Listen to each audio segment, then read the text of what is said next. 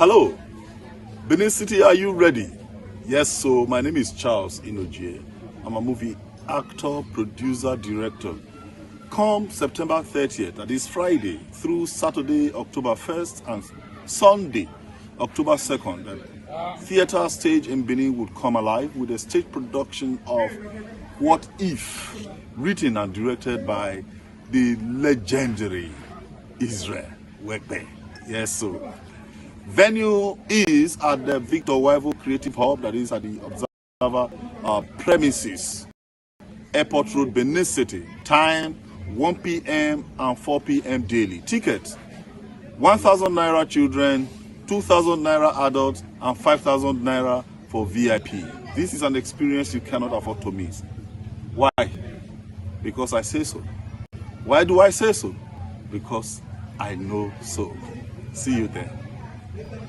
Yes, top of the moment to you, Nigerians across the world. This is the Comrade Show, and my name is Comrade Lamte Mousa Oriahi.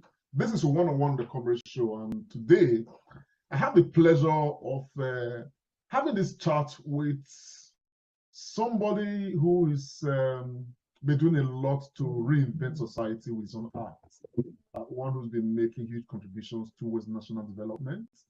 One who has looked at very many windows of looking at society, and of course making deliberate contributions to change society for the good. He's a lecturer, he's a writer, he's a very distinguished personality. His name is Mr. Isreal Wekpe. Mr. Isreal Wekpe, you're welcome to the program, sir.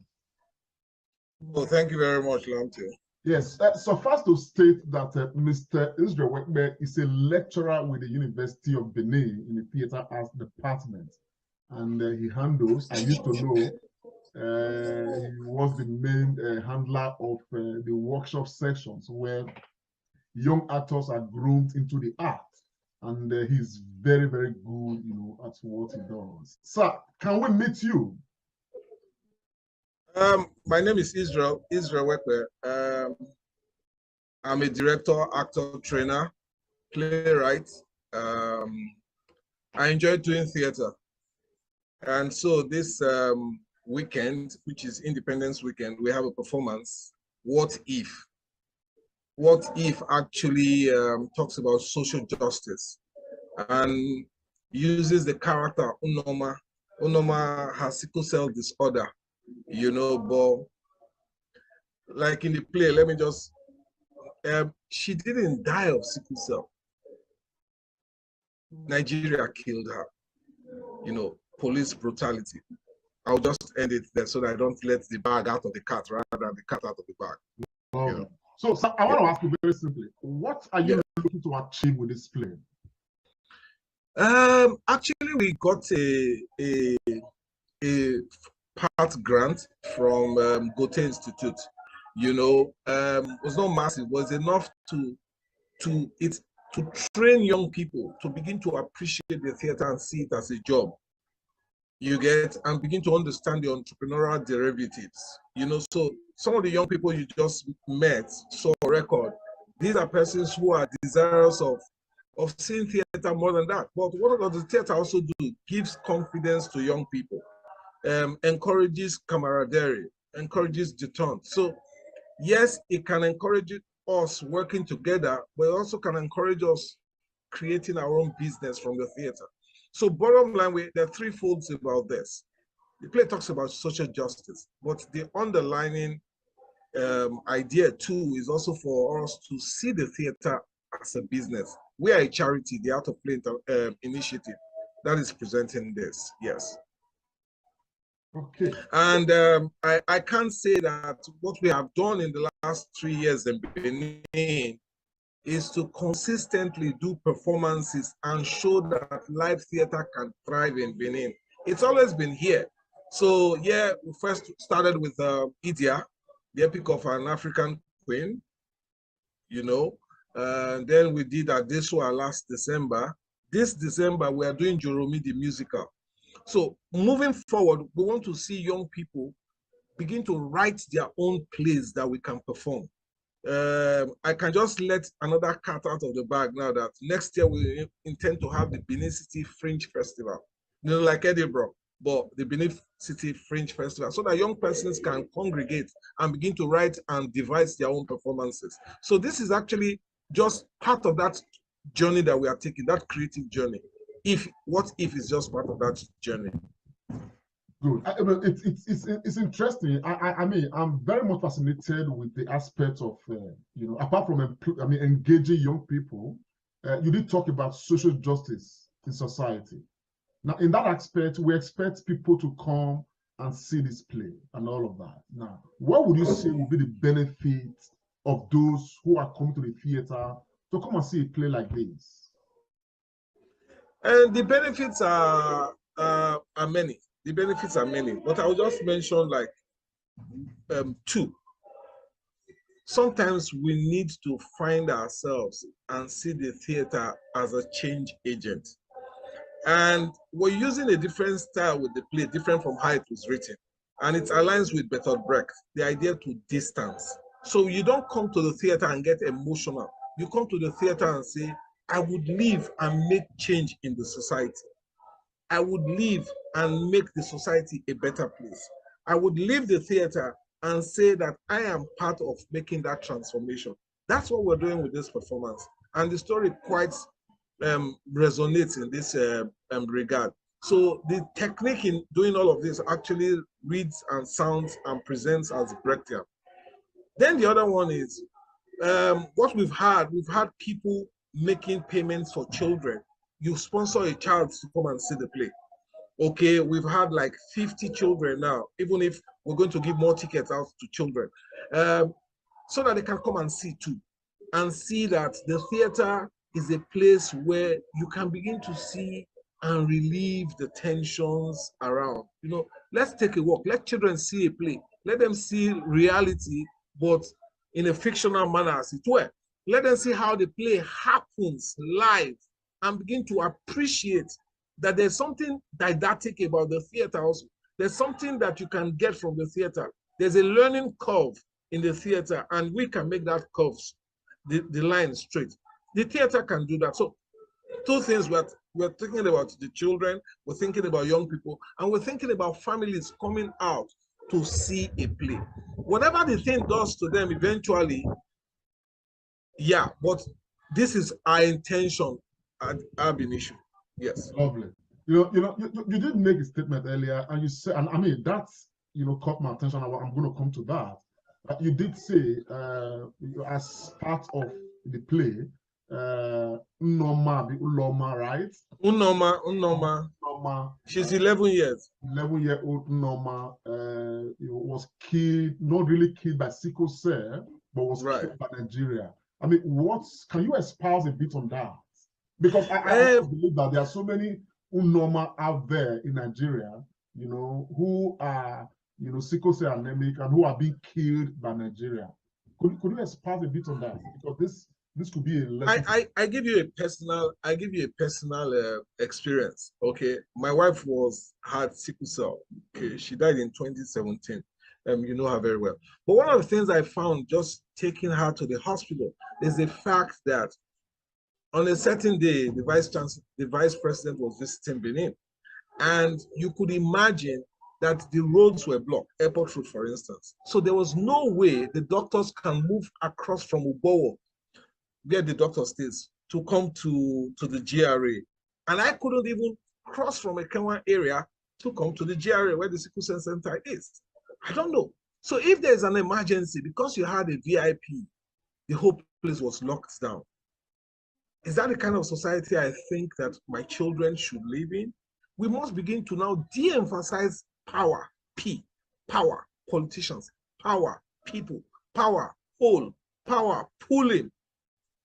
We emphasize that letter P, and it resonates as politician, people, poll, elections, and all that. So we need to start looking at all of these variables and see how they affect our lives. Whatever the one person does, it does affect you. Don't say, oh, Makane, it is not my business. It is our business. You know, a friend told me yesterday, Paul Imokeme, he said, take the eye, for instance, and it's eye in illness. If we take the I away and put W-E, it will now be wellness. So let's begin to not personalize situations, rather communally engage situations. And that's what the play is doing. Collectively, in this neighborhood that they are, collectively, we can move and change the narrative. Absolutely. I can agree more. I mean, the story you shared, it resonates with me. I'm sure it will resonate with every Nigerian. But I want to ask a question, sir. Yes, sir. In the course of carrying out this production, doing it on these set days, that we're going to talk about shortly, have you people made any attempt to invite? Let me use the word invite lawmakers, for instance, people who are really up there, politicians who can actually change, the political narrative right now because they have the power to do so. I can say one thing for a fact. My team are reaching out. My team is reaching out to people. We're supposed to have an engagement with someone in the government today, but my team is reaching out. And we also say, if you can't reach out, sponsor a child. If you can't reach out, sponsor a young person so that they can see the reality. And you can also, I don't like to use the word empower. I think more of it as investing in people so that you can invest in young people, in children, to see and change their perception about life. So we're reaching out. What does it take to empower a child? 1,000 naira for a child to come and see a show. 1,000 naira for a child. Just pay for a child to come and see a show. When are we having this production? It's on Friday the 30th, Saturday the 1st, and Sunday the 2nd. And it's at the Victor Wekpe Creative Hub, and Edo Creative Hub, the Victor Wekpe Creative Hub is involved in this also. In Benin City, right? In Benin City. So on this day, what time is the production? 1 p.m. and 4 p.m. So how long is this production? What's the duration, sir? It's 100 and I say 100. It's 1 hour 30 minutes. That's 90 minutes. Yeah, that's 90 minutes. Just a football match. Yeah. So for young children, 1,000 naira the ticket. Adults is 2,000, and then VIP is 5,000 naira. That's front seat, basically. Splendid. Yeah. So, so I want to thank you because you're making huge contributions. I just imagine the number of people who are engaging with this process, young people taking part in this production. Yeah, so, and might I just add the names of those persons? Love Osadolo, Osaume Egbinidu, Doris Zenusa, Teresa Agolo, Dean Basie. These are all young people engaging and doing this work. So it's not me really, it's all of them, You saw them vibrant, enthusiastic here. For the benefit of our viewers, now that you are here and you're just mentioning these names, we probably want to, is it possible we move away from here so we can just see, I want to believe you guys are having rehearsals right now because I can hear some. Yeah. So we can just have an overview of the rehearsal process.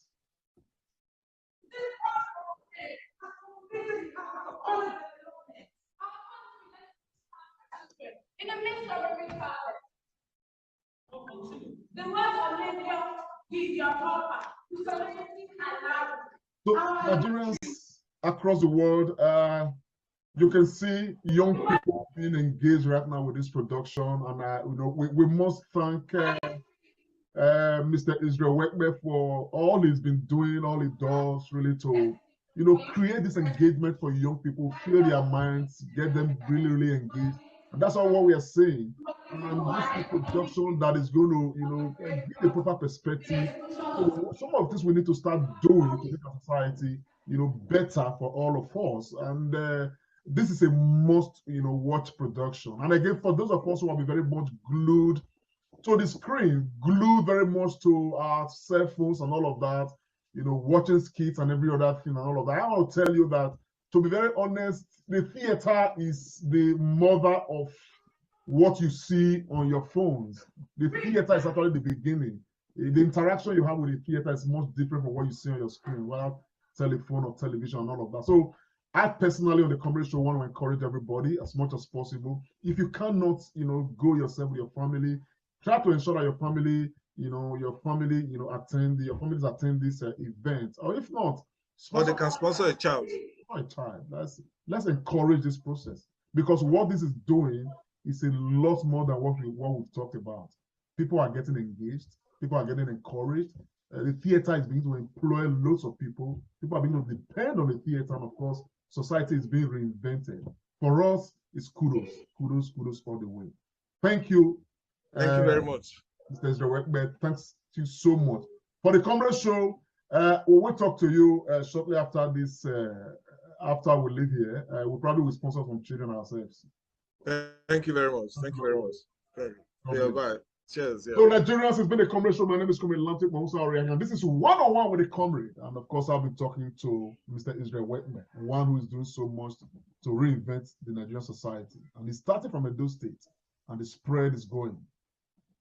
Go see this program, this production, What If? What If? It's very important. I'll see you again when I see you.